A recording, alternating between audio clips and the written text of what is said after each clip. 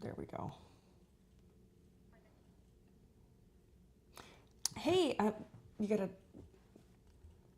because we can't tell if we're live. We're live now. So once you know that you're live, then switch over there so that we know how to kick it off and get everything going. So good morning, everybody. We are back for our Saturday morning dates. I'm just changing the setting to public so that we can share with everybody. But it's been a few weeks since we've went live. We've been doing tons and tons of stuff. And on this morning, we just kind of wanted to do a recap of like family, kids, marriage, work, and travel, and like everything we've learned in the last 3 weeks and some takeaways we've had. We have been everywhere from, I posted on my profile, I went from Fort Myers to Hugo, Oklahoma to Miami, Miami to Jamaica, Jamaica to Cayman Islands, Cayman Islands back to Miami, Miami to Fort Myers to Dallas, Dallas to Vegas, and we're back in Dallas from Vegas. And we did all this in 3 weeks. And we're about to head up to Oklahoma.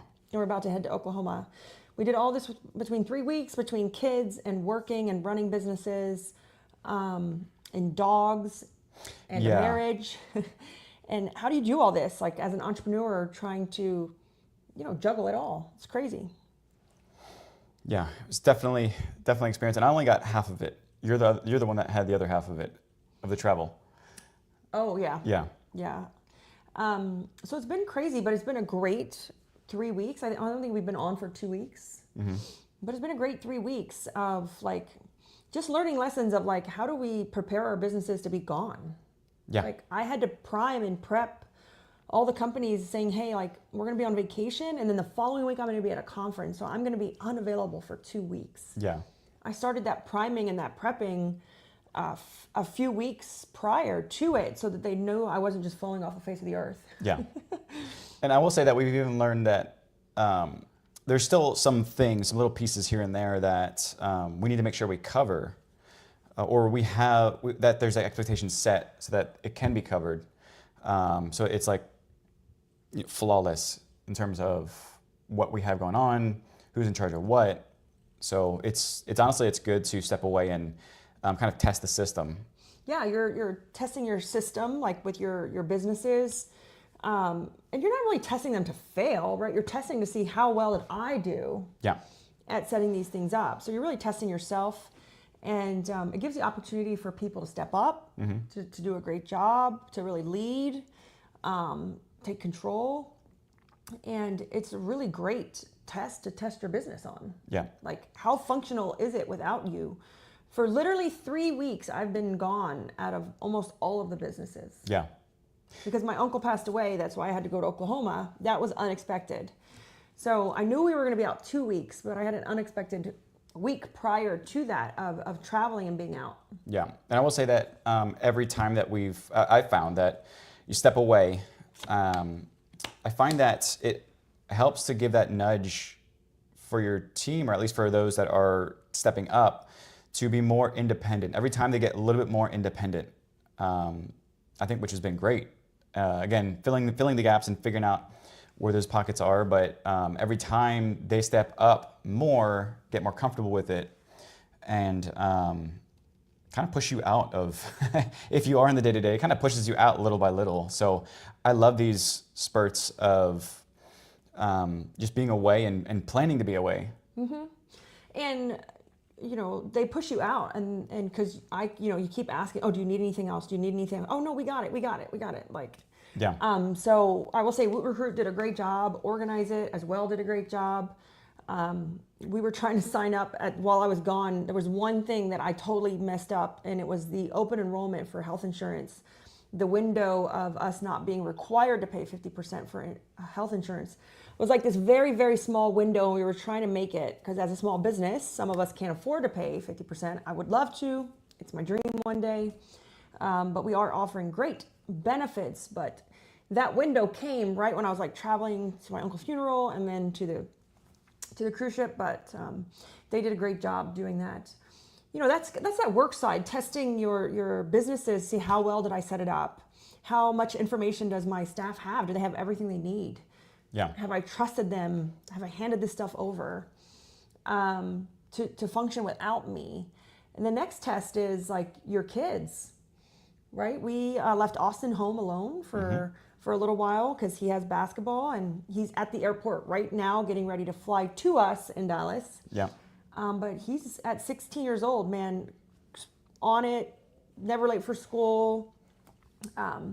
He had several games, so he wanted to stay, and he's flying by himself, make it to the airport. Like, great test for Austin to like. Yeah, checking the bag, checking his bag, talking to TSA. Check the wrong bag, but checking the bag. But he got it fixed. You got it fixed without us having to, walk through the process. But I think these spurts of you being away really helps. One helps your team lead without you, and then the other is helps your kids. Yeah. You're injecting them into like adulthood before they're subjected to it. Before they're subject to it without any like help or support.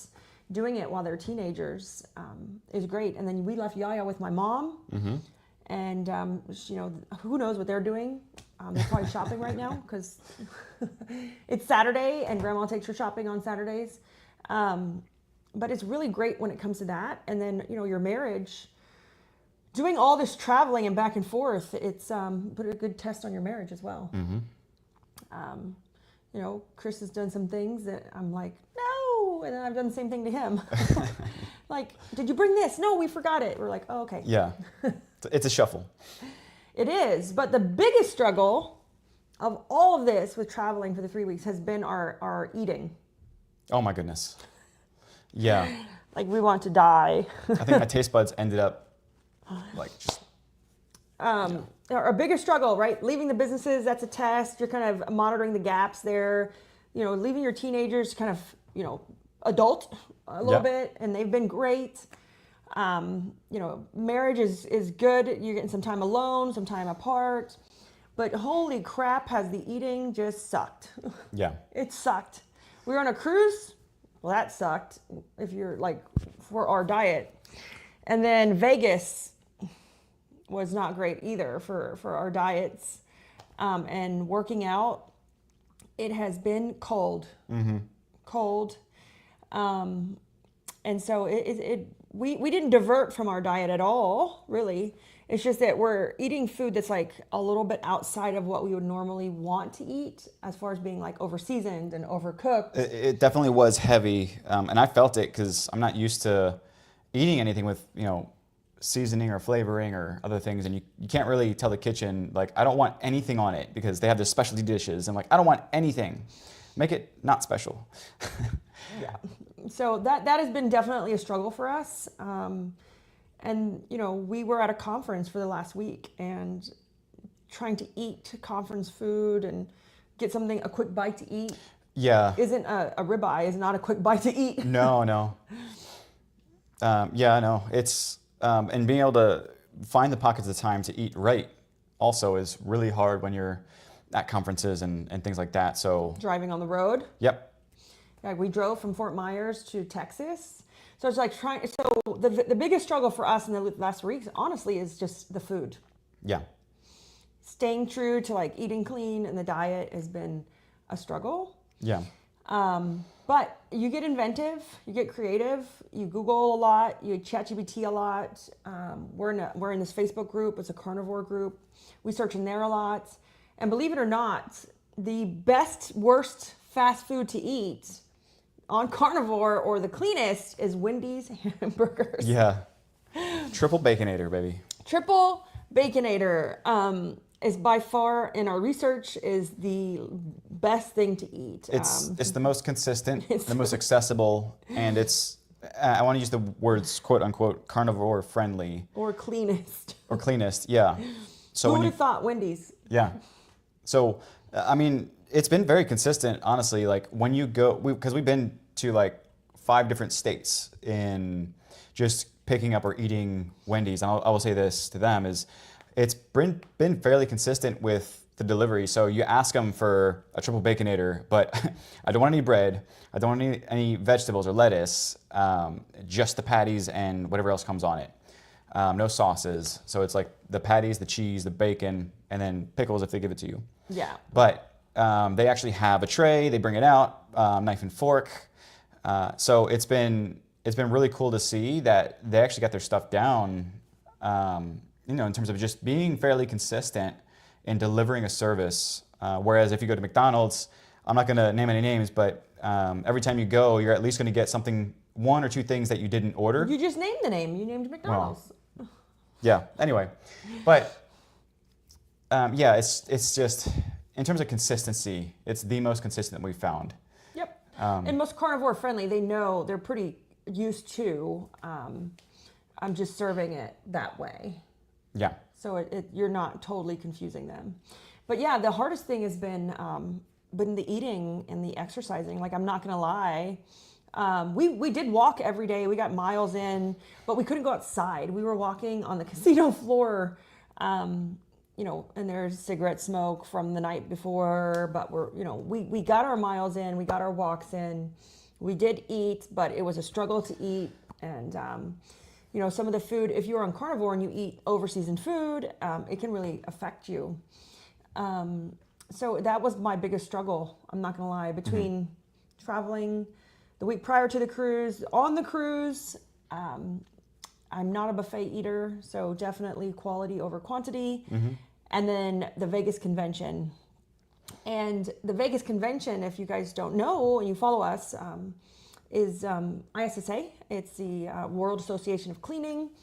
And when we're talking cleaning, we're talking cleaning products, manufacturers, supplies, like cleaning companies, commercial, residential, cleaning software companies like that are providing solutions for the cleaning industry as well. And man, it was the most amazing time. I don't know, there's at least 10,000 people at this conference, whether you're a vendor or you're a vendor, you're an attendee. Most amazing time. So many people, so many vendors. They even had vendors that were. We met somebody who was in the manufacturing for kitchen equipment. You're talking about stoves, overhead. So you're like, how does this relate to cleaning? And they gotta clean it, man. Yeah, but there's vendors of vendors that are coming there, or distributors of vendors. So the network is huge, especially with ISSA. So there's like interactions and businesses that you would have never expected. Never.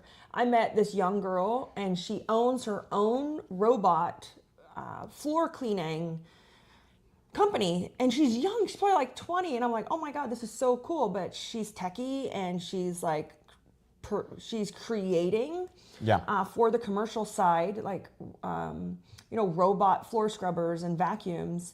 But I was just like, man, and she's young, and this is such a crazy large industry. When we say cleaning, like, we own a cleaning company, we think it's small. So for all my spouses out there who your significant other, wife or husband owns a cleaning company, and you kind of keep dismissing their little company, or you're not sure, what future this is, I recommend you go to the ISSA show, or you take your spouse, and they will be blown away with what the future of cleaning looks like. It's an $80 billion industry. Yeah. $80 billion, guys. That's nuts. It is so fun to go see the new tech coming out, whether it's tech in a product or tech in a software. It's interesting to see where AI is going inside our cleaning industry.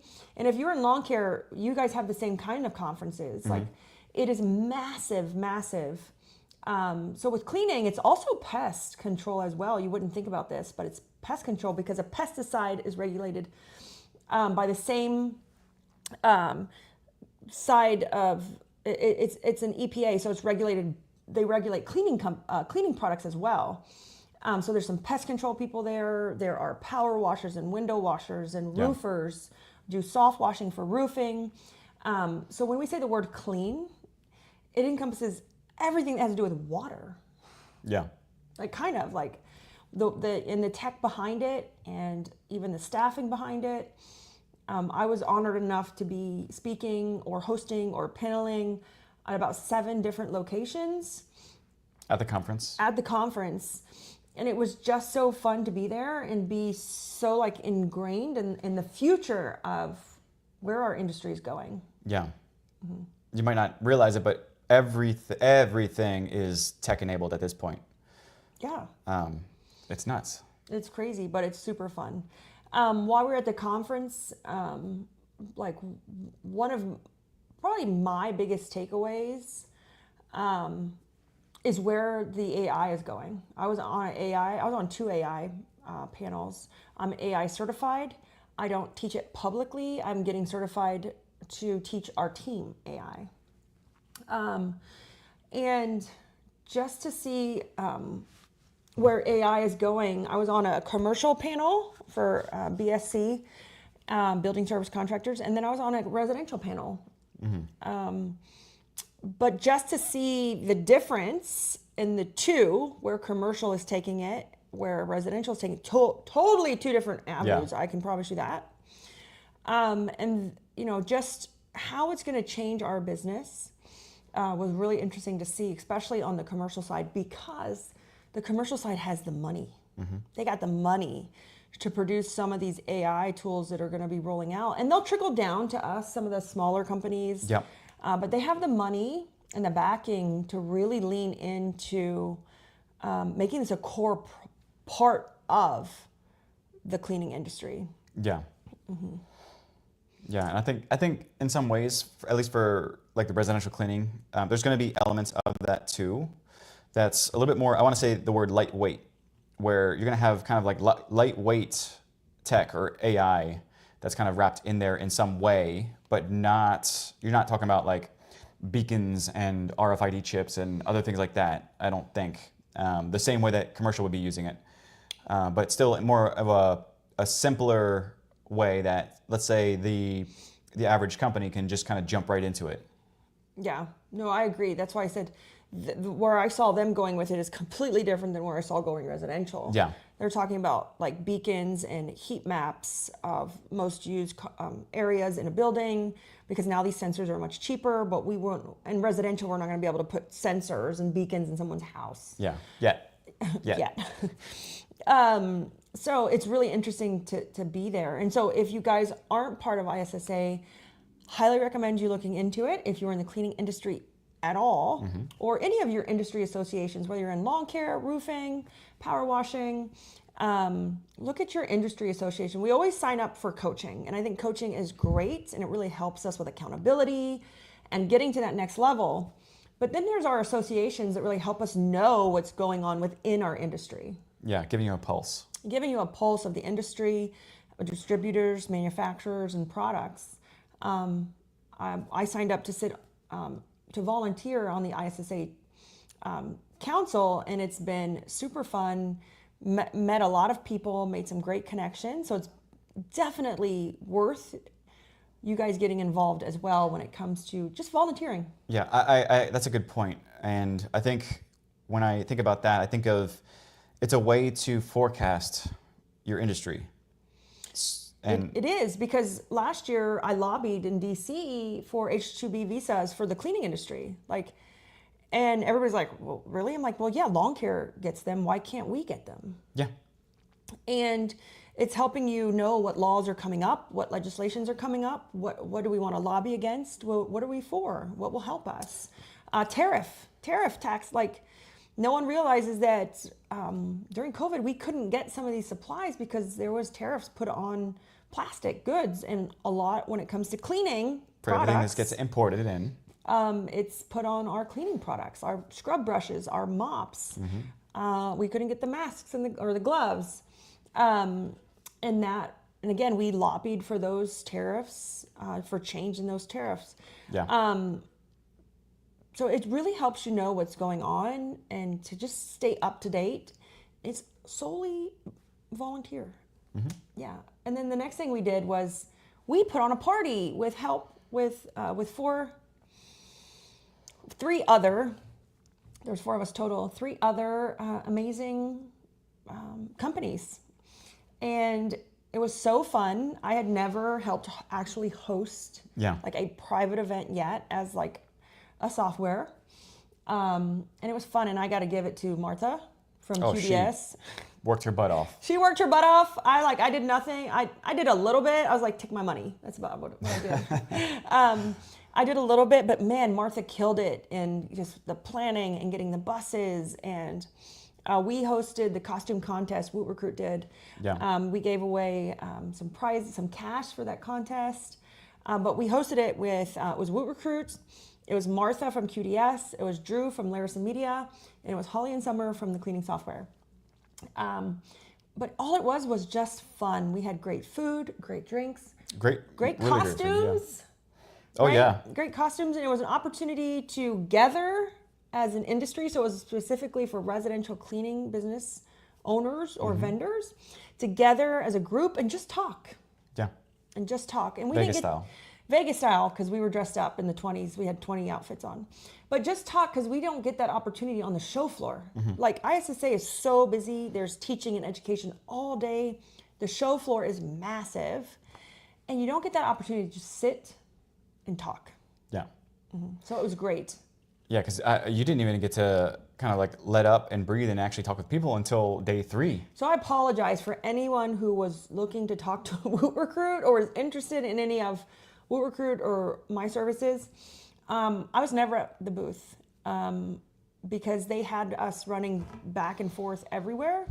I was never at the booth. I was either volunteering at the ISSA booth, I was speaking, panelist, or host, or just greeting people on behalf of ISSA. I was never at my own booth. Yeah. So so many people were like, Libby, we were looking for you and we couldn't find you. And I was like, I'm sorry. So we made a little schedule of like, where is Libby? Yeah. So people could track me down. Next year, I'm going to do like a reindeer tracker so you can actually see I'm like going to live. wear one of those beacons so that you can find me. Beep, beep, beep. Yeah. But I had a great time just volunteering on that ISSA residential side. I had a great time, and then just talking and meeting people. My intention wasn't to go sell anything. My intention was to go learn and to share and to create relationships. Yeah. That's about it. And I did that. So I can call it a success. It was super fun. Yeah. Yes. And so now, like, since Martha helped us put on this great event, I'm like, ooh, I want to do my own event. I want to do a Woot Recruit event where it's all things hiring, attraction and hiring and retaining Yeah. great people. Like, I want to do this. It's something I've always wanted to do. It's something that my mentor keeps telling me I have to do, and I keep pushing back. Yeah. But after like watching Martha in action and that community it creates and that engagement it creates, it's something I've always wanted to do. But I'll be honest, the work scares me. I don't do it because I'm scared of the work. Right. Yes. Yeah, and I'd love to. We talked about this before, but putting on 2 different types of events. One for couples and then one for Woot Recruit.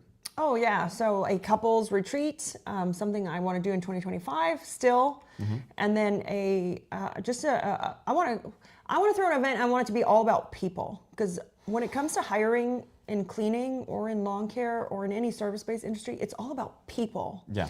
And so I want the title of my event to just be people. Yeah. Like, it's plain, it's people. People con. People con. And it's all about just people. Like, how do you even, right? There's that hiring part of people, but just how do you even retain people? How do you create that culture and those relationships? And I think it's just people, because that is like, there is no AI and there is no software that's going to teach you necessarily how to manage and communicate with people. Yeah. And I think it's just it's such a learned skill, and it's such a skill that a lot of small business owners are scared of. I know I was, because I didn't want to deal with the difficult conversations and the issues or the people, because it was just one of those scary parts about initially, running a business and hiring your first employee. And it's the same thing whether you're hiring your first employee or your 100th employee, whether it's you doing it or your manager doing it. it's a people-driven industry, and it's still at the end of the day, sometimes it's a very relationship-based transaction. Yeah. And, I used to read tons and tons of books, and I was so into it, cognitive psychology. That's where I first learned, even though I was like an extreme introvert. But I started to learn really to the capacity of how do you speak with people, the fact that drives everything. I know that, you had Grant Cardone and whoever else that was, always pressed that everything in life is a sale. Yeah, but he's a sales guy. I know. He's got commission breath. Yeah. Oh, yeah. I know. But at least the concept there lies that you got to understand people at the core to understand how to make things work, whether it's marketing, hiring, running your company, or getting people to do things in your company in the right ways.